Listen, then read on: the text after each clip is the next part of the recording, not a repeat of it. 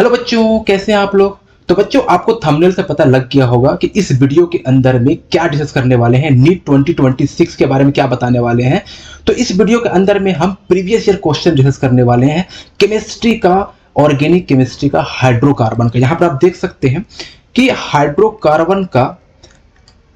Hydrocarbon का हम previous year question solve करने वाले इस वीडियो के अंदर में। ठीक है, तो सबसे पहले आप क्या करना, एक बार आप शांत माइंड से बैठ जाओ, वीडियो को आराम से देखो। ठीक है, जितने भी प्रीवियस क्वेश्चंस हैं 2025 का, 2023 का, 2024 का, जितने भी फेज में नीट का पेपर हुआ, सारे क्वेश्चंस को मैंने एक्सट्रैक्ट किया है और एक्सट्रैक्ट करके इस वीडियो के अंदर में हम सोल्व करने वाले हैं हाइड्रोकार्बन का, ऑर्गेनिक केमिस्ट्री का, और इस तरह से और भी हम टॉपिक का केमिस्ट्री का सोल्व करने वाले हैं। तो प्लीज कमेंट में बताना कौन सी टॉपिक आपके लिए है जो आपको वीक है, क्वेश्चन सोल्व नहीं होती है ऑर्गेनिक केमिस्ट्री के अंदर में, फिजिकल केमिस्ट्री के अंदर में, इनऑर्गेनिक केमिस्ट्री के अंदर में जो भी टॉपिक है आप एक बार कमेंट में जरूर बताना। उससे हम क्या करेंगे, न्यू वीडियोस हर एक प्रीवियस क्वेश्चंस का हम टॉपिक्स का एक्सट्रैक्ट करके लेके आएंगे और आपके लिए लेके आएंगे। ठीक है, तो प्लीज कमेंट में जरूर बताना। तो इसमें जितने भी क्वेश्चंस हमने एक्सट्रैक्ट किया है 2025 से लेकर के 2022 तक, 2023 तक, ठीक है, ज्यादा हम पीछे नहीं जाएंगे। जो लेटेस्ट क्वेश्चन है उसी को हमने एक्सट्रैक्ट किया, उसको पूरा इजी वे में ब्रेक डाउन करूंगा और इस वीडियो में सिर्फ क्वेश्चन सॉल्व नहीं करूंगा, थ्योरी बताता चलूंगा। ठीक है, प्लीज आप अच्छे से पेन पेपर कॉपी आप लेके बैठ जाओ, नोट्स भी लेके बैठ जाओ, ताकि आप क्वेश्चन पहले खुद सोल्व करना, उसके बाद मैं सोल्व करूंगा। ठीक है, वीडियो को पॉज करना फिर सोल्व करना। प्लीज वीडियो को दोस्तों यारों में शेयर करना, क्योंकि आफ्टर अ लॉन्ग टाइम आपको वीडियो देखने को मिल रही है मेरे चैनल पे। तो अभी जब तक पेपर नहीं होती है नीट वाले को, तब तक ये आपको इस तरह से प्रीवियस क्वेश्चन सेशन आते रहेगी। ठीक है, तो कमेंट में एक बार जरूर बताना कौन सी टॉपिक आपको चाहिए। ओके, चलो अब क्वेश्चन का हम शुरू करते हैं। ओके, तो बच्चों यहाँ पर देखो, फर्स्ट क्वेश्चन आप एक बार देख लो। ठीक है, तो फर्स्ट क्वेश्चन को एक बार आप यहाँ पर देखने की कोशिश करो, क्वेश्चन में क्या पूछा गया है। ओके, फिर उसके बाद आप सोल्व करना। तो पहले वीडियो को पॉज करो, क्वेश्चन को देखो, सोल्व करो। और ये जो क्वेश्चन आ रखे हैं बच्चे, वो 2025 में क्वेश्चन आ रखे, प्रीवियस ईयर क्वेश्चन है, लेटेस्ट क्वेश्चन है, सोल्व करो। और ये जो क्वेश्चन जो पूछा गया है ना, वो सारे के सारे क्वेश्चन एनसीईआरटी के बेसिस से है। तो एनसीईआरटी को अच्छे से, अपने नोट्स को अच्छे से रीड कर लो, हाइड्रोकार्बन्स का बहुत इंपॉर्टेंट है। तो यहां पर देखो, फर्स्ट नंबर क्वेश्चन में क्या पूछा गया है कि which of the flowing does note, यहां पर आपको समझना होगा, डज नोट गिव बेंजीन, मतलब इस ऑप्शन में पूछा गया है कौन सा रिएक्शन है जिसमें बेंजीन्स नहीं देते हैं। तो फर्स्ट ऑप्शन देख लो, आपने खुद सोल्व कर लिया, फिर मैं सोल्व कर रहा हूं। फर्स्ट ऑप्शन आप देख लो, एसिटाइलिन है फर्स्ट ऑप्शन में। देखो यहाँ पर एसिटाइलिन है ना, उसको रेड हॉट ट्यूब में जब हीट करते हैं तो डायरेक्ट, ये एनसीईआरटी का क्वेश्चन है। एनसीईआरटी अपने हाइड्रोकार्बन बुक उठाओ, वहां देखो, डायरेक्ट आपको दे रखा होगा। तो यहां से सिंपली आपको बेंजीन मिलता है। ओके, बेंजीन मिलता है। यहाँ पर 3 मोल हम लेते हैं, 3 मोल लेते हैं, रेड हॉट कॉपर ट्यूब पे या आयरन ट्यूब पे गर्म करते हैं, आयरन ट्यूब पे गर्म करते हैं, तो क्या बनता है, बेंजीन बनता है। ओके, बी ऑप्शन में देखते हैं, बी जो ऑप्शन है डाइजोनियम सॉल्ट है। ठीक है, डाइजोनियम सॉल्ट को अगर हम वाटर के साथ हीट करते हैं, वार्म करते हैं, तो क्या बनता है, N2 गैस तो निकल जाती है। ठीक है, और आपको सिंपली क्या बनता है, फिनॉल बन जाता है। ठीक है, और लास्ट में आपको HCl बन जाता है, जो Cl निकलेगा H को लेकर के HCl बन जाएगा। ओके, ठीक है। थर्ड ऑप्शन में देखो, थर्ड ऑप्शन में क्या है, ये बेंजोएट है। ओके, सोडियम के साथ। तो ये सोडा लाइम से भी हीट करके क्या बनता है, आपने पढ़ा, ये सोडियम एसीटेट CH3C+ONA। ठीक है, इसको हम, सोडा लाइम का क्या फॉर्मूला होता है, किसी को पता है सोडा लाइम का क्या फॉर्मूला होता है, नहीं पता है, क्वेश्चन सोल्व नहीं कर पाओ। सोडा लाइम होता है NaOH.CaO, ये होता है सोडा लाइम। इसको हम जब रिएक्ट करते हैं तो अल्केन बनाता है, ये पूरी की पूरी जो बॉन्ड होता है वो CO2 में कन्वर्ट होता है, फिर वापस रिएक्शन होता है NOH के साथ। ठीक है, किसके साथ, NOH के साथ। जैसी रिएक्शन होगा तो सोडियम कार्बोनेट बन जाती है। क्या बनती है, सोडियम कार्बोनेट बन जाती है। ओके, समझ रहे बात को। ठीक है, तो ये क्या करता है, वापस आपको अल्केन बन जाता है, सिंपली क्या बनता है, मीथेन। तो यहां पर भी वही चीज होती है, यहां पर यह बॉन्ड जाएगा, CO2 बनेगा, CO2 वापस NOH से रिएक्ट करके क्या बना देगा, क्या बना देगा बच्चे, सोडियम कार्बोनेट। और यहां पर सिंपल क्या बन जाएगा, बेंजीन, मतलब अल्केन बन जाएगा, बेंजीन बन गया। समझ रहे हैं आप। ठीक है, डी ऑप्शन में डायरेक्ट साइक्लो हेक्सेन है, नॉर्मल हेक्सेन है, नॉट साइक्लो, नॉर्मल हेक्सेन है। इसको भी आप हीट करोगे तो सिंपली क्या बनेगा, ये बेंजीन बन जाएगा। तो आपको क्या लग रहा, ऑप्शन क्या होगा, ऑफ कोर्स ऑप्शन बी हो जाएगा, क्योंकि इसने पूछा कौन सी ऑप्शन में बेंजीन नहीं देगा, तो यहाँ पे फिनॉल दे रहा, बाकी सारे ऑप्शन बेंजीन दे रहा, तो ऑप्शन बी के is correct. Okay, next question पे जंप करते हैं। ओके, समझ में आ गया होगा आपको। ओके, अब देखो सेकंड नंबर क्वेश्चन को आप अच्छे से रीड करो, पहले एक बार रीड करो। अमॉन्ग द फॉलोइंग 1 2 3, अब 1 से लेके 3 के है, आपको ऑप्शन दे रखा है, क्वेश्चन दे रखा है 1 2 3, आपको कंपाउंड दे रखा है। Okay, correct bond dissociation energy, आपको बॉन्ड डिसोसिएशन एनर्जी बताना है CH बॉन्ड का। समझ रहे हैं इस चीज को, बॉन्ड डिसोसिएशन एनर्जी बनाना है। तो पहले मैं आपको थोड़ा कॉन्सेप्ट बता दूं, फिर क्वेश्चन सोल्व करना। अगर आपने सोल्व नहीं किया है तो प्लीज पहले सोल्व करें, फिर मेरी वीडियोस को देखें, तभी मजा आएगा, वरना कोई मजा नहीं आएगा, वीडियो चलते रहेगी। ठीक है, तो अगर आपने नहीं आपसे सोल्व हुआ तो आप वीडियो को आप प्ले कर लें। देखो C और H, तो इनके बीच जो बॉन्ड होता है ना बच्चे, कितना स्ट्रांग है, मैटर ये करता है कितना स्ट्रांग है। जितना ज्यादा बॉन्ड स्ट्रांग हो कार्बन और हाइड्रोजन का, उतनी ज्यादा उसको तोड़ने में हमको एनर्जी देनी पड़ेगी। समझ रहे हैं बात को, तो उसको एनर्जी देनी पड़ेगी। तो बॉन्ड जो डिसोसिएशन एनर्जी होती है वो ज्यादा होती है। तो डिपेंड क्या करता है, बॉन्ड स्ट्रेंथ पे डिपेंड करता है। ठीक है, तो यहां पर आपको मैं 2 फैक्टर बताता हूं। पहला फैक्टर आपको बताता हूं percentage of S character. Percentage of S character बढ़ने से क्या होता है, इलेक्ट्रोनेगेटिविटी बढ़ती है। क्या बढ़ती है, इलेक्ट्रोनेगेटिविटी। ठीक है, अब जब इलेक्ट्रोनेगेटिविटी बढ़ेगी तो बॉन्ड स्ट्रेंथ भी बढ़ेगा। तो जब बॉन्ड स्ट्रेंथ बढ़ेगा तो बॉन्ड डिसोसिएशन एनर्जी भी बढ़ जाएगी।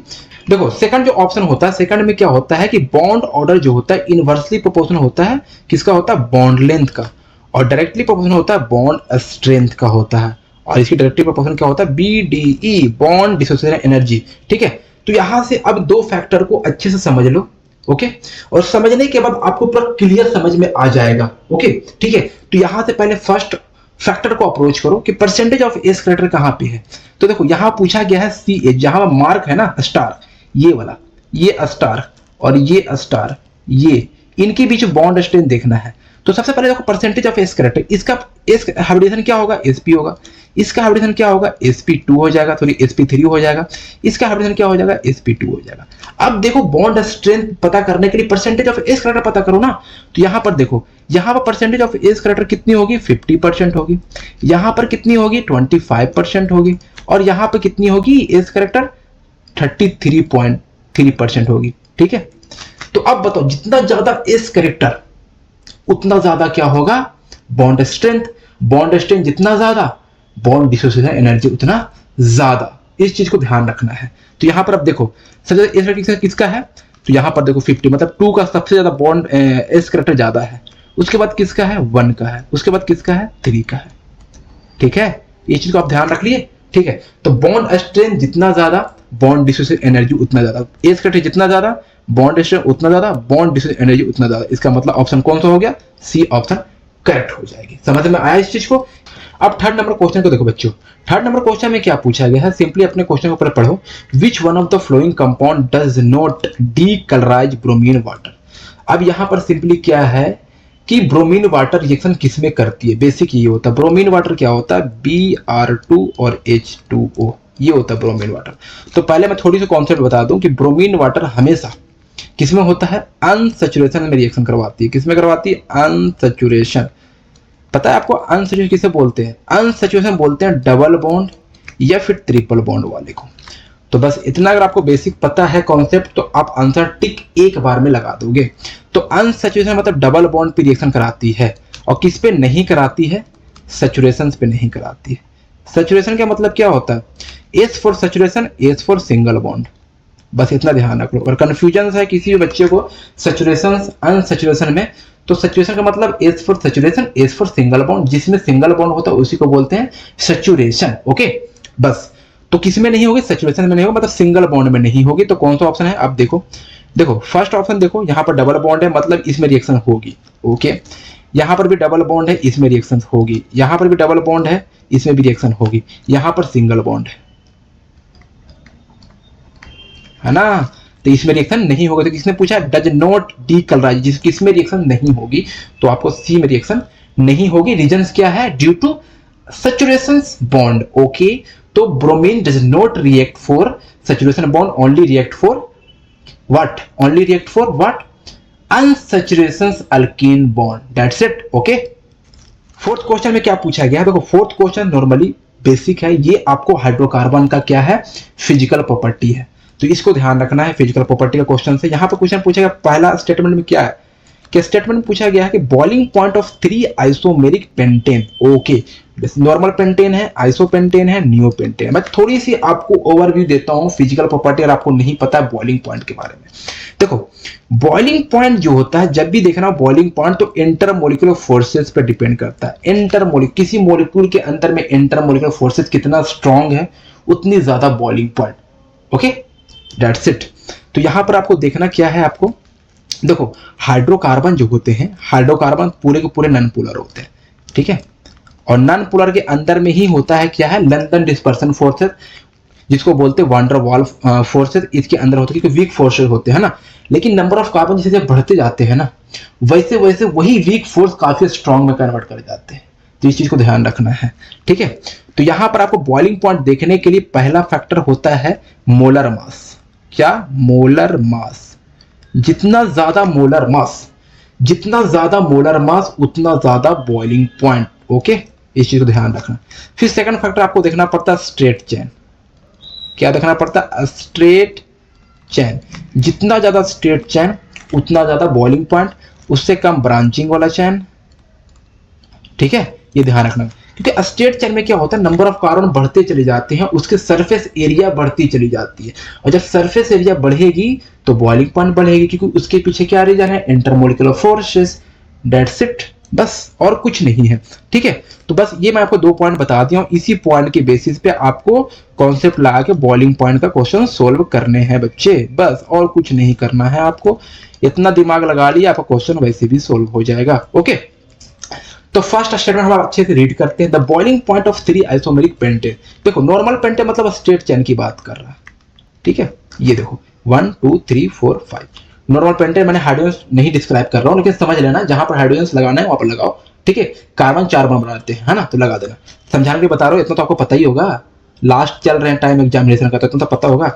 सेकंड में क्या? आइसोपेंटेन। आइसोपेंटेन मतलब इसमें एक ब्रांचिंग आ जाएंगे, क्या आ जाएंगे, एक यहाँ पर CH3 ब्रांचिंग आ जाएंगे, तो ये आइसोपेंटेन। थर्ड में क्या है? नियोपेंटेन। नियोपेंटेन मतलब इसमें 2 ब्रांचिंग आ जाएंगे, बस यही है। तो मैंने क्या बताया बच्चे, मैंने क्या बताया, आप थोड़ा सा दिमाग लगाओ। मैंने बोला कि पहले आपको मोलर मास देखना है, इसमें मोलर मास देखो कितना है, 1 2 3 4 5 1 2 3 4 5 1 2 3 4 5, मतलब सारे कार्बन कितने हैं, 5 है, मोलर मास, ठीक है। अब आते हैं स्ट्रेट चेन ब्रांचिंग चेन पे। ये स्ट्रेट चेन है, ठीक है, ये ब्रांचिंग है, ये ब्रांचिंग है, तो ये ब्रांचिंग इंक्रीज कर रहा है, तो सबसे ज्यादा बॉइलिंग पॉइंट किसका होगा? स्ट्रेट चेन का होगा। तो ऑप्शन पहला सही है, मतलब कि आपका फर्स्ट स्टेटमेंट एकदम करेक्ट बता रहा है, इसका मतलब फर्स्ट स्टेटमेंट एकदम करेक्ट है, ठीक है, समझ गए। सेकंड स्टेटमेंट की हम बात करें, सेकंड स्टेटमेंट क्या बोल रहा है, व्हेन ब्रांचिंग इंक्रीज, जब ब्रांचिंग को हम बढ़ाते हैं, इंक्रीज करते हैं, तो number of molecule attain shape sphere, the result surface area contact क्या होता है, स्मॉलर सरफेस एरिया। मैंने बताया कि ब्रांचिंग बढ़ने से क्या होता है, सरफेस एरिया छोटा हो जाता है, स्ट्रेट चेन बढ़ने से क्या होता है, सरफेस एरिया बड़ा हो जाता है। तो ये भी सही कह रहा है, यहां तक तो सही कह रहा है, आगे पढ़ लेते हैं।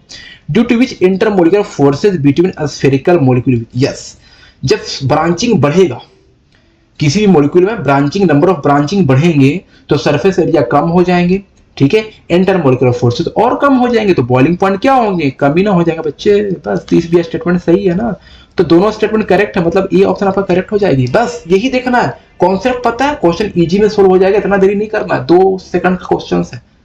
जिस बच्चे का दिमाग फास्ट है, प्रैक्टिस ज्यादा है, 3 सेकंड में क्वेश्चन देखते ही सोल्व करके आगे निकल जाएगा, बस इसी को बोलते हैं कंपटीशन, समझ रहे हो बात को। बस अब देखो बच्चे 5th नंबर क्वेश्चन की बात कर लेते हैं, फटाफट हम सोल्व करते हैं, कम टाइम में ज्यादा क्वेश्चन सोल्व करेंगे, आपके लिए टाइम बचेगा, ओके। देखो फटाफट सोल्व करते हैं, पहले खुद से सोल्व करो, मैं सोल्व करता हूं। चलो यहां पर देखो, यहां पे H प्लस है बच्चे, H माइनस नहीं, H प्लस है।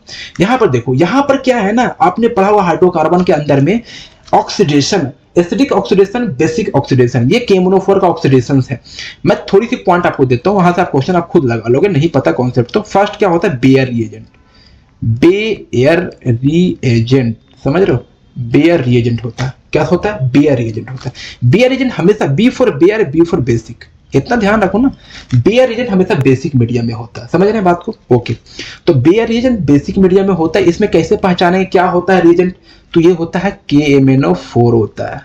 KMnO4 क्या होता है, डाइल्यूट होता है, या फिर आपको कोल्ड हो सकता है, ठीक है, मे बी डाइल्यूट भी हो सकता है, कोल्ड भी हो सकता है, दोनों कोई एक हो सकता है। इससे आप क्या करेंगे, पहचान सकते हैं रिकॉग्नाइज कर सकते हैं कि this compound is a Baeyer reagent, just like that कि this compound is a basic medium. Okay okay, ठीक है ठीक है। तो यहां पर जब भी बेसिक मीडियम होता है वहां पर डबल बॉन्ड, जब अल्कीन होते हैं उस अल्कीन को क्या कन्वर्ट करता है, अल्कीन को कन्वर्ट किस में कर लेता है बच्चे, बेसिक मीडियम यहां पर लग देता हूं, ठीक है। यहां पर विसनल डायोल बना देता है, यहां पर OH बना देता है, OH, ठीक है। तो यहां पर ध्यान यही रखना है आपको कि जब भी रिएक्शन बेयर रिएजेंट होता है, B for Baeyer, B for basic, वहां पर क्या होता है, अल्कोहल बनाता है, अल्कीन्स को कन्वर्ट किस में करता है, विसनल डायोल में। तो यहां पर ध्यान रखना है विसनल डायोल, बस यही ध्यान रखना है। ये ध्यान रख लिया, आपको क्वेश्चन सोल्व हो गया। किस में करता है, बेसिक मीडियम में, बेयर रिएजेंट में, ठीक है। अब आते हैं हम सेकंड पॉइंट में, एसिडिक, एसिडिक केस में। एसिडिक में केस में कैसे पहचानेंगे, तो पहचानने का तरीका ये होता है कि जब KMnO4 होगा उसके साथ आपको H+ हो सकता है या H2SO4 हो सकता है। बेटा H2SO4 ही H+ होता है, ठीक है। अगर कोई खुल के ना लिखे H2SO4 तो समझ जाओ H+ की बात कर रहा है ना। तो H+ मतलब H2SO4, H2SO4 मतलब H+, तो ये एसिडिक हो गया, है ना। तो ये एसिडिक जब हो जाएगा रिएक्शन में, यहाँ पे देखो, तो इसमें क्या होता है, जब भी कोई अल्कीन्स होते हैं डबल बॉन्ड, तो ये एसिडिक में जब रिएक्शन करते हैं KMnO4 के साथ, तो पता है क्या करता है, ये डायरेक्ट कन्वर्ट करता है, बॉन्ड को तोड़ता है और तोड़ करके यहाँ पर C डबल बॉन्ड O बनाता है, C डबल बॉन्ड मतलब सिंपली एसिड बना देता है, एसिड या कीटोन या फिर CO2 फॉर्म करता है। ये आपको डायरेक्ट लाइन लिख रखा है NCERT के अंदर में, आपने पढ़ा होगा तो आपको दिमाग में आया होगा, नहीं पढ़ा होगा तो बात अलग है। तो आप यहाँ पर समझ लो, समझ रहे हैं आप इस चीज को, ओके। तो यहाँ पर एसिड बनेगा। अब क्वेश्चन की तरफ हम भागते हैं। क्वेश्चन में क्या पूछा गया है, एसिडिक मीडियम है ना, एसिडिक है, ठीक है। अब यहाँ पर क्या है, डबल बॉन्ड को हम ब्रेक करेंगे, यहाँ पर C double bond O, C double bond, तो एसिड मीडियम क्या बनेगा, सब सारे के सारे एसिड बनेंगे, दोनों टूट के एसिड बनेंगे, तो दोनों टूट के का पूरा एसिड फॉर्म हो जाएगा। तो कैसे बनेगा बच्चे, ऐसे बन जाएगा कुछ इस तरह से बन जाएगा ये एसिड। अब ये 2 मोल होगा, कौन सा ऑप्शन है बच्चे, तो ऑप्शन बी करेक्ट। समझ रहे हैं, ऐसे सॉल्व करना क्वेश्चन को। 6 नंबर क्वेश्चन को एक बार आप अच्छे से देख लो, बहुत इजी क्वेश्चन है। ये भी क्वेश्चन आपको आ रखा, कब आ रखा है, नीट 2023 फेज 1 में क्वेश्चन पूछ रखा है ना। तो ये क्वेश्चन में क्या है कि weight of gram of 2 moles of organic compound, okay, which is obtain by heating sodium ethanol. पहले तो आपको स्ट्रक्चर मालूम होनी चाहिए, सोडियम इथेनॉल का क्या स्ट्रक्चर होता है। सबसे इंपॉर्टेंट तो यही है कि स्ट्रक्चर मालूम होनी चाहिए ना। देखो सोडियम इथेनॉल का स्ट्रक्चर होता है बेसिकली ये होता है CH3 C double bond O ONA, ये होता है। अब इसमें क्या कर रखा है, sodium hydroxide in the presence of calcium oxide, sodium hydroxide in the presence of calcium oxide, इसी को बोलते हैं हम क्या, पहले फर्स्ट क्वेश्चन में यही था, इसी को बोलते हैं सोडा लाइम। क्या बोलते हैं, सोडा लाइम। आपने बेसिक पढ़ा होगा कि सोडियम एसीटेट को सोडा लाइम से हीट करते क्या बनता है, अल्केन बनता है, मतलब मिथेन बनता है। तो बस इसी में वही चीज बनेगा, इसमें मिथेन बन जाएगा, ठीक है। तो यही बता रहा है कि इसमें ऑर्गेनिक कंपाउंड जो बनता है और प्लस में आपको Na2CO3 बनेगा, ओके, फिर लास्ट में आपको CO निकल जाता है, बट हमको इससे कोई मतलब नहीं है, हमको ऑर्गेनिक कंपाउंड से मतलब है। तो ऑर्गेनिक कंपाउंड क्या है, ये वाला ऑर्गेनिक कंपाउंड है, तो इससे हमको मतलब है। तो अब पहले हमको बताना है इसका वेट, मतलब मोलर मास वेट ही बताना है, ठीक है। तो कितने, 2 मोल बताना था। पहले 1 मोल का निकाल लेते कि मीथेन का मोलर मास कितने होते हैं। तो मीथेन का कार्बन कितने होते हैं, मोलर मास 16 होते हैं। कितने होते हैं, कितने होते हैं, 12 होते हैं ना बच्चे, 16 नहीं होते हैं, ध्यान रखना, गलती मत कर देना। अब 4 हाइड्रोजन से कितने हो, 4 होंगे, तो 12 और 4 कितने होते हैं, 16 होते हैं। तो 1 मोल के लिए 16, तो 2 मोल के लिए कितने होंगे बताओ, 32 होंगे ना, 32 ग्राम हो गए। तो ऑप्शन 32 ग्राम, एक टिक मारो ना। इतना इजी क्वेश्चन है यार, सोल्व करो फटाफट, ठीक है, लेट मत करो।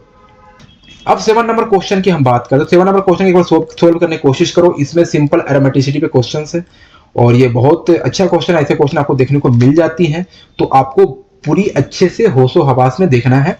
देखो अब इसमें क्या बताया गया है कि द कंपाउंड विच ओबे हक्कल रूल। तो पहले हक्कल रूल आपको आना चाहिए। हक्कल रूल क्या बोले, हक्कल रूल ने सिंपली एक बात कही थी, क्या कही थी, पढ़े होंगे तो आपको पता होना चाहिए, नहीं पता होगा तो भी कैसे होगा, कैसे निकालोगे नीट, बताओ, नहीं निकल पाएगा ना नीट। डॉक्टर बनने के लिए आपको कितना जद्दोजहद करना पड़ता है, तभी तो डॉक्टर बनोगे, है ना, तभी तो इज्जत मिलेगी समाज में। हाँ देखो हक्कल रूल पॉइंट पे आते हैं। हक्कल रूल जो होता है, सबसे पहले प्लेनर होना चाहिए, दूसरी चीज होना चाहिए साइक्लिक होना चाहिए, तीसरी चीज होना चाहिए sp2 हाइब्रिडाइजेशन होना चाहिए हर कंपाउंड का। चौथी चीज क्या होना चाहिए, कंजुगेशन होना चाहिए। और लास्ट चीज जो होती है वो 4n+2 5 इलेक्ट्रॉन, ये सबसे इंपॉर्टेंट है। तो अब देखो अगर ये पॉइंट याद है, इस पॉइंट को लिख लो तो बहुत अच्छी बात है, सोल्व आपने कर लिया होगा। नहीं याद है तो देख लीजिए। प्लेनर तो सारे कंपाउंड तो प्लेनर ही है, साइक्लिक सारे कंपाउंड है, sp2 अब देख लो मे भी सारे कंपाउंड, मे भी क्या 100% सारे कंपाउंड sp2 है, कंजुगेशन भी है, बस ये देखना है। अब ये देखो 4n+2 5 इलेक्ट्रॉन के अंदर में अगर n को 1 पुट करेंगे तो कितने इलेक्ट्रॉन होंगे, 2 पाई इलेक्ट्रॉन होंगे।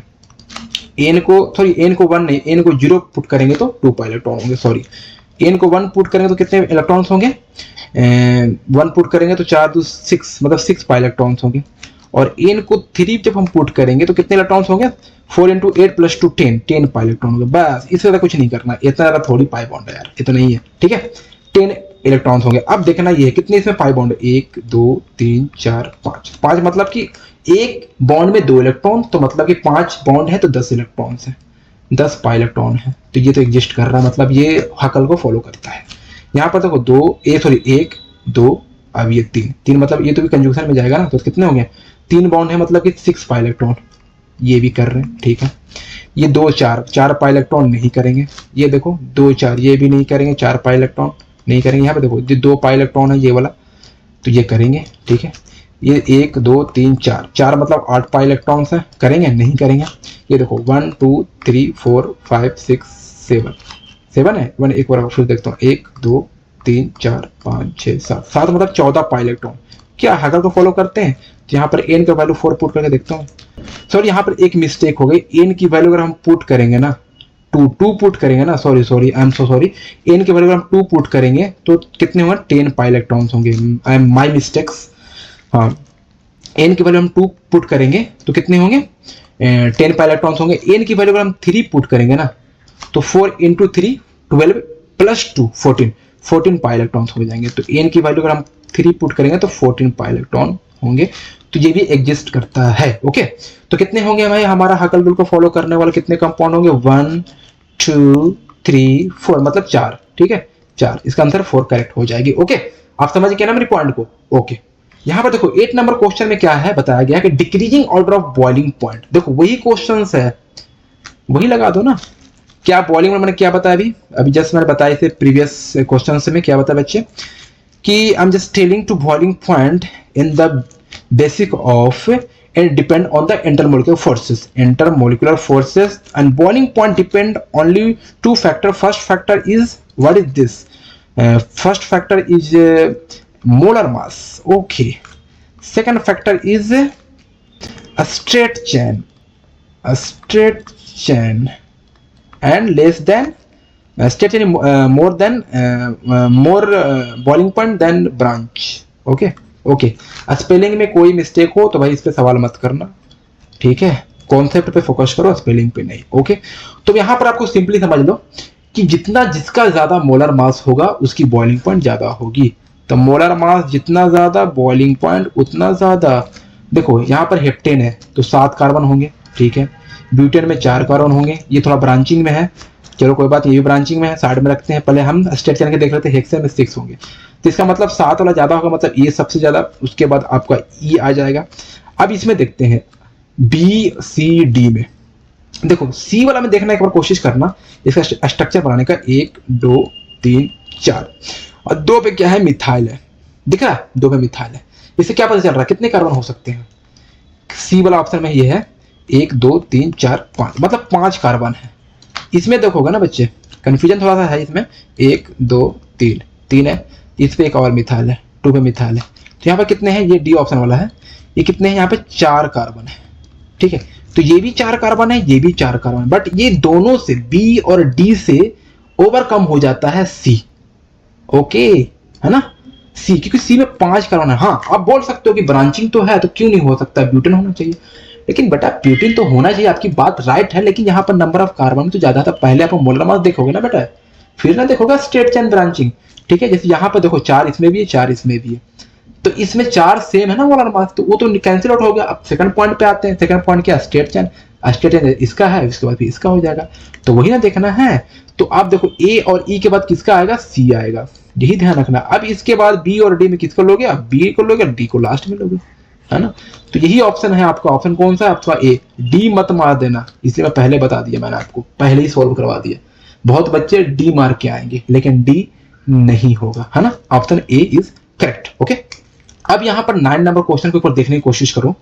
9 नंबर क्वेश्चन में पूछा गया है एरोमेटिक पे है, लेकिन नॉट एरोमेटिक, किसमें एरोमेटिक नहीं है। तो मैंने वही बताया, एरोमेटिक होने के लिए क्या होना चाहिए, sp2 होना चाहिए, प्लेनर होना चाहिए, साइक्लिक होना चाहिए, it should be conjugation, that's it, and last point is the 4n plus 2 pi electrons। Okay okay बच्चे, ओके। अब इसको हम क्वेश्चन को सोल्व कर दो। देखो सबसे पहले ये है कि आपको ये साइक्लिक भी है, प्लेनर भी है, sp2 भी है, ये भी सारे हैं, लेकिन यहाँ पर देखो इस पॉइंट के देखो, ये sp2 नहीं है, ये sp3 है ना। तो ज्यादा देखने की जरूरत ही नहीं है, sp3 कभी एरोमेटिक नहीं शो करेगा, हकल रूल को फॉलो नहीं करेगा, ऑप्शन बी करेक्ट। ज्यादा दिमाग नहीं लगाना, कुछ पॉइंट को पकड़ो, आगे बढ़ो, क्वेश्चन को जंप करो, ठीक है। 10 नंबर क्वेश्चन की बात है, तो 10 नंबर क्वेश्चन में क्या है, डायहाइड्रल एंगल बताना है आपको, लीस्ट कन्फर्मर इथेन। देखो सबसे पहले डायहाइड्रल एंगल होता है क्या है, देखो पहले इथेन का आपको, अगर आपको पता है इथेन का स्ट्रक्चर बनाना आता है, किसमें, नॉर्मल में नहीं, नॉर्मल तो आपको आता होगा, न्यूमैन प्रोजेक्शन में, न्यूमैन प्रोजेक्शन, न्यूमैन प्रोजेक्शन के अंदर में आपको आना चाहिए स्ट्रक्चर बनाना। देखो मैं आपको बताता हूँ, नहीं आता यहाँ पर थोड़ा सा सीख लोगे, मैंने बोला थ्योरी बताऊंगा जरूर। ये फर्स्ट कार्बन है, ये सेकंड कार्बन है। फर्स्ट कार्बन जो न्यूमैन में होता है वो ऐसा होता है, डॉट होता है, ये फर्स्ट कार्बन है, ठीक है।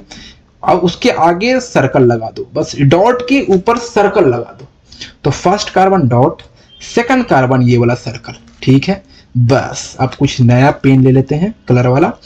फर्स्ट कार्बन कितने हाइड्रोजन हैं, तो 3 हाइड्रोजन हैं, यहाँ पे 3 हाइड्रोजन लगा देंगे, पहला हाइड्रोजन, दूसरा हाइड्रोजन, तीसरा हाइड्रोजन।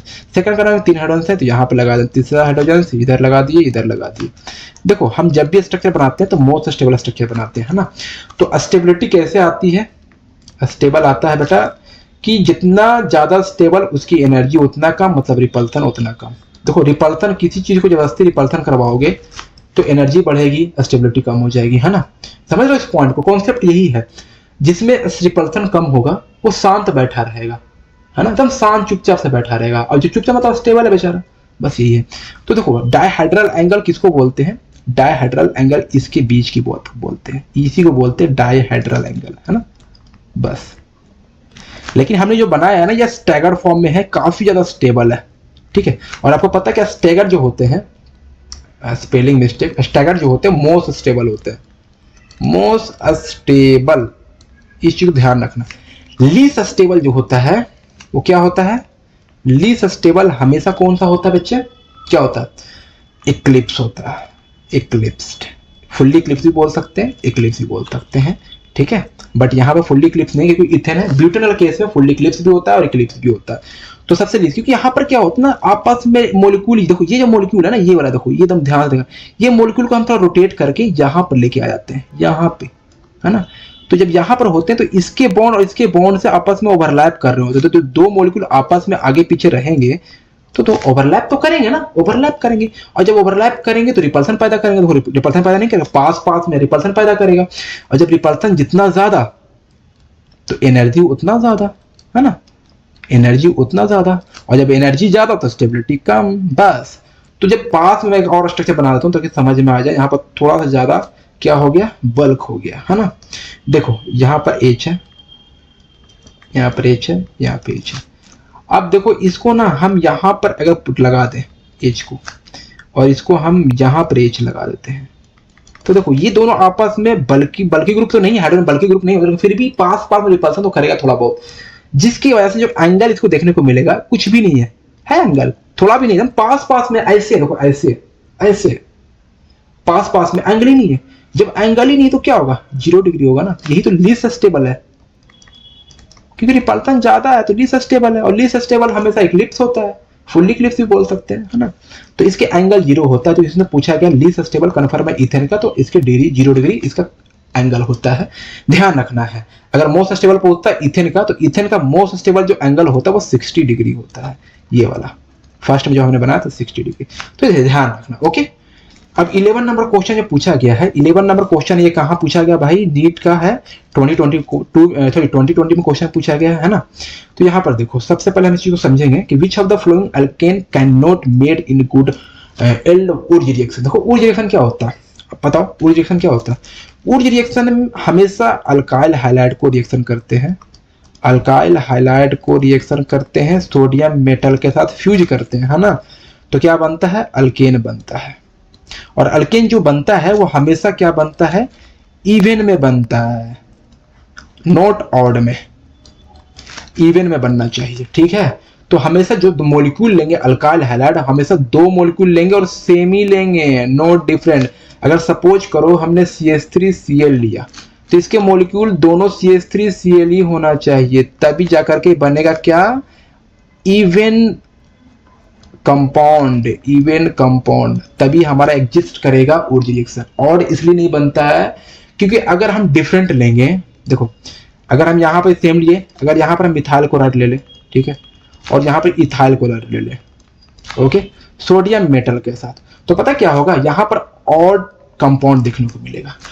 तो यहाँ पर क्या होता है कि जब भी हम डिफरेंट डिफरेंट 2 मोल्स लेते हैं ना, तो वहां पर बहुत सारे आपको देखने को मिल जाती है प्रोडक्ट। तो उसमें हम डिस्टिंग्विश करना बड़ा मुश्किल हो जाता है कि कौन सा हमारा रियल प्रोडक्ट है। तो इसी वजह से ऊर्ज रिएक्शन कहता है, ऊर्ज भाई साहब यही कहते हैं कि बेटा आपको जब भी सबस्ट्रेट लेना होगा सेम लेने होंगे और 2 मोल लेने होंगे, और सोडियम मेटल से आपको फ्यूज करना होगा, किसमें, ईथर सॉल्वेंट भी तो लेना होगा ईथर में, तो आपको इवन बनेगा। तो अब यही देखना है किसमें नहीं बनेगा। तो जो बनेगा भाई वो इवन रहेगा तो बनेगा, ऑड रहेगा तो नहीं बनेगा। तो देखो हेक्सेन इवन है कि ऑड है, इवन है, ब्यूटेन भी इवन है, हेप्टेन ऑड है, ये नहीं बनाएगा, ऑप्शन बी। बाकी तो ऑप्शन देखने की जरूरत है नहीं, आपको ऑप्शन एक ही है क्योंकि MCQ MSQ नहीं है, ध्यान रखना है आपको। 12 नंबर क्वेश्चन की बात करें तो 12 नंबर क्वेश्चन में पूछा गया नीट के 2019 के अंदर में पूछा गया है, ठीक है। ये भी वही क्वेश्चन है जो मैंने फर्स्ट में बताया था कि NCERT डायरेक्ट क्वेश्चन दे रखा है। ये पॉइंट क्या दे रखा है कि जब भी हम एसिटाइलिन को 3 मोल एसिटाइलिन को हम हीट करते हैं, किस में हीट करते हैं, रेड हॉट आयरन ट्यूब में हीट करते हैं, तो क्या बनता है, बेंजीन बनता है, ठीक है। तो यही सेम कहानी यहां पर भी है। अब यहां पर बस इतना फर्क है कि ये CH3 लगा दिया, ससुरा CH3 लगा दिया है ना। तो CH3 को हम सेम यही पॉइंट को लिख लो, मैंने यहीं पर लिख दिया, ठीक है। तो क्या बनेगा, देखो यहां पर आपको 3 मोल लेना पड़ेगा, तो 3 मोल लेंगे तो बेंजीन बनता है, ठीक है।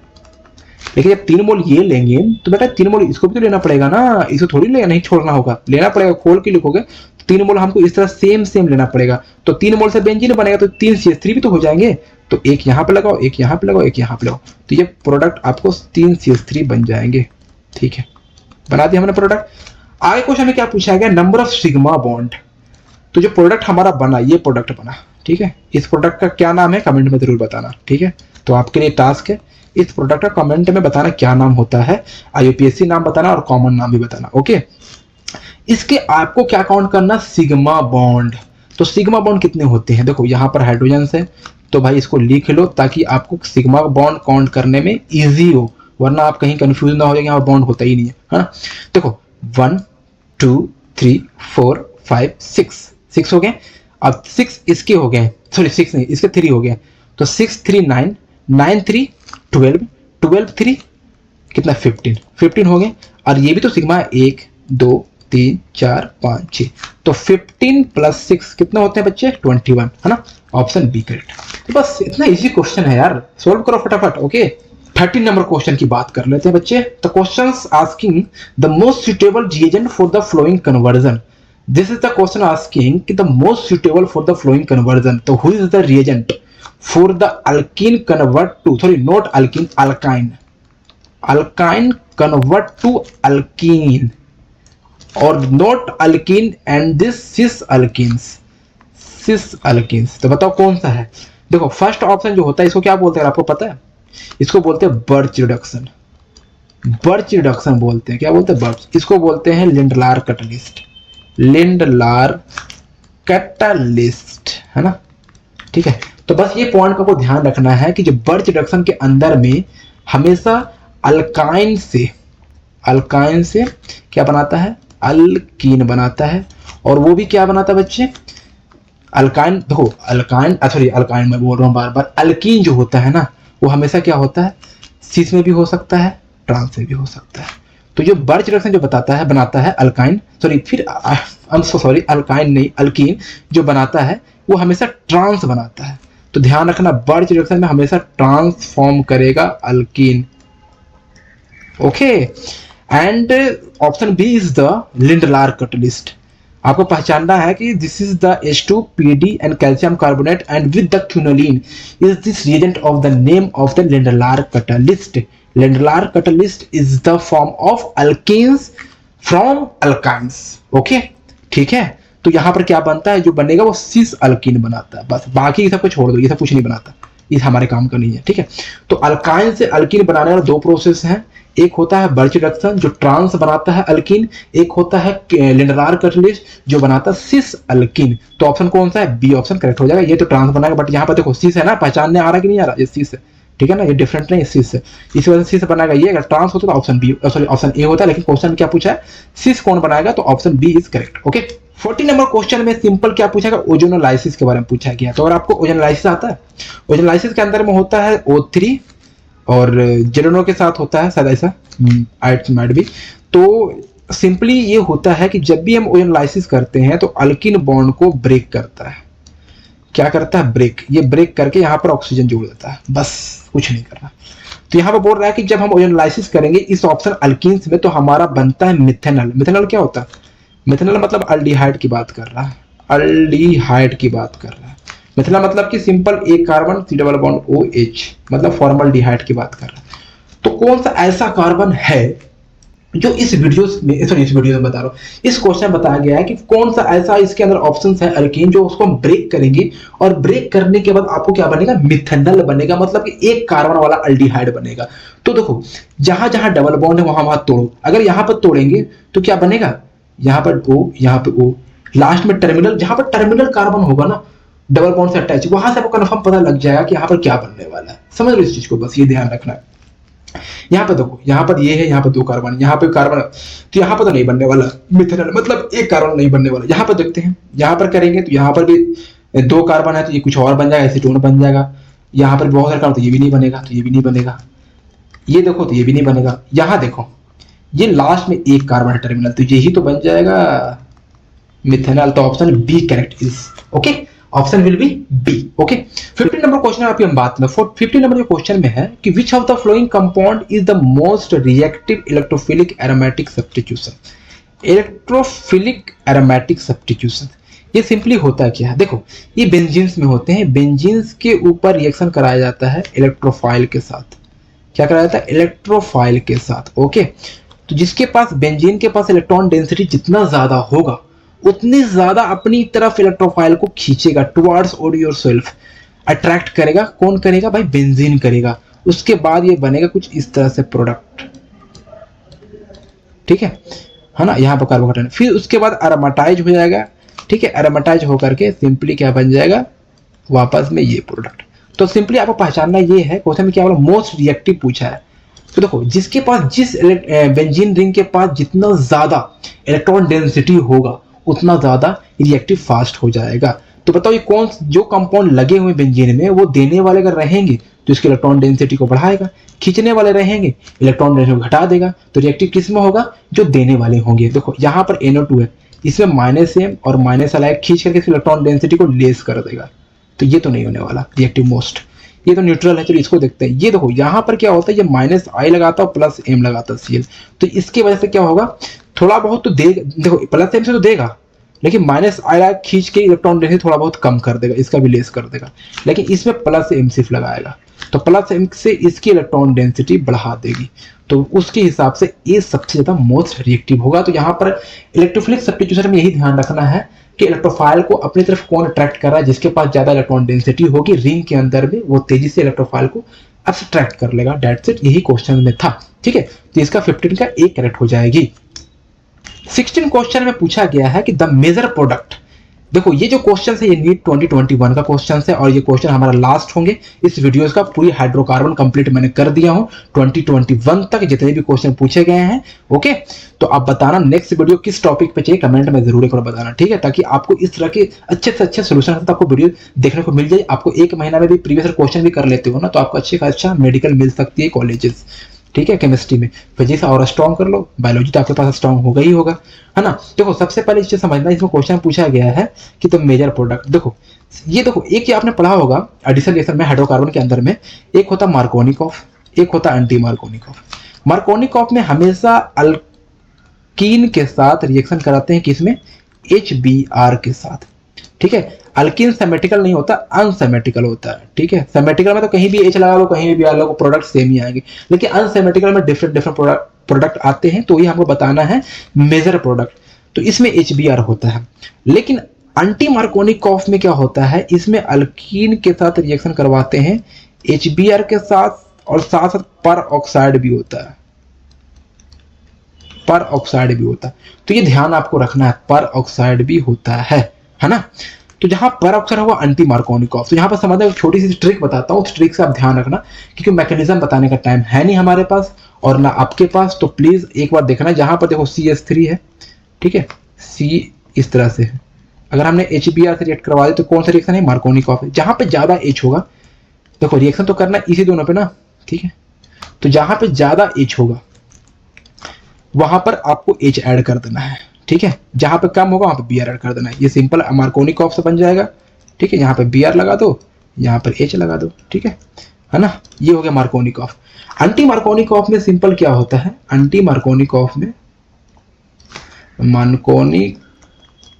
में थोड़ा सा दिखाओ तो मैं आपको बताता हूँ। एंटी मार्कोनिकॉफ में एक चीज आप ध्यान रखना है कि इसके अंदर आपको जब भी कोई अल्कीन्स हो, HBr से रिएक्शन करवा रहा हो, पर ऑक्साइड हो, तो इसका उल्टा कर देना किसका, मार्कोनिकॉफ पे। जहां पे ज्यादा H वहां पे H ना वहां पे Br लगा दो और बाकी जगह पे H लगा दो, बस यही एंटी मार्कोनिकॉफ हो जाता है, ठीक है ना। यहाँ पे CH2 Br, यहाँ पे CH2, है ना। तो बस यही एंटी मार्कोनिकॉफ है। देखो बेसिक मैं बता दूं, थोड़ी सी और एक्सप्लेन कर दूं आपको। मार्कोनिकॉफ हमेशा स्टेबिलिटी होती है कार्बोकटायन की, और कार्बोकटायन से डिसाइड करता है प्रोडक्ट हमारा क्या बनेगा, ठीक है। जिसमें मार्कोनिकॉफ में कार्बोकटायन और एंटी मार्कोनिकॉफ में रेडिकल स्टेबिलिटी देखी जाती है। तो जितना ज्यादा रेडिकल स्टेबल हो उतना ज्यादा आपका प्रोडक्ट बनेगा। तो ऑप्शन में देखो ये जो पर ऑक्साइड दे रखा है, पर ऑक्साइड हमेशा बेंजाइल पर ऑक्साइड हो सकता है या H2O2 हो सकता है, हाइड्रोजन पर ऑक्साइड हो सकता है। कहीं भी आपको पर ऑक्साइड दिख रखा हो और अल्कीन हो और HBr हो, एंटी मार्कोनिकॉफ है। जहां पर ज्यादा हाइड्रोजन हैं लगे हुए दोनों में, वहां पर आपको Br लगा दो बस, और बाकी पे H लगा दो। कौन सा ऑप्शन है लास्ट में, Br कहां पे है, कहां पे, यहाँ पे है, option B is correct, yes option 2 is correct. I hope आपको वीडियो में जितने भी क्वेश्चन मैंने सोल्व करवाया हूँ हाइड्रोकार्बन से ऑर्गेनिक केमिस्ट्री के अंदर, तो आपको बहुत कुछ कॉन्सेप्ट समझ में आ गई होगी। अगर समझ में आ गए चैनल को सब्सक्राइब करना और दोस्तों यारों में जरूर शेयर करना जो भी नीट की तैयारी कर रहे हैं, और वीडियो पसंद है तो लाइक भी करके जरूर जाना, ओके। और कमेंट में बताना कि कहीं पर आपको कुछ समझ में नहीं आया तो यार कमेंट में डिस्क्राइब करना, अपनी पॉइंट ओपिनियन देना, ओके। मैं उसको सोल्व करने की कोशिश करूंगा, और आप कोशिश करो कि आपको नेक्स्ट टॉपिक क्या चाहिए उसके बारे में बात करो, मैं बताऊंगा, नेक्स्ट वीडियो बना के लाऊंगा आपके हिसाब से। आपको क्या प्रॉब्लम है, किस टॉपिक में क्वेश्चन आपसे नहीं बन रही है, GOC, physical chemistry, organic chemistry, inorganic chemistry, ठीक है। फिलहाल अभी के लिए इतना ही, मिलते हैं नेक्स्ट वीडियो, तब तक के लिए थैंक्स, शुक्रिया, धन्यवाद, जय हिंद।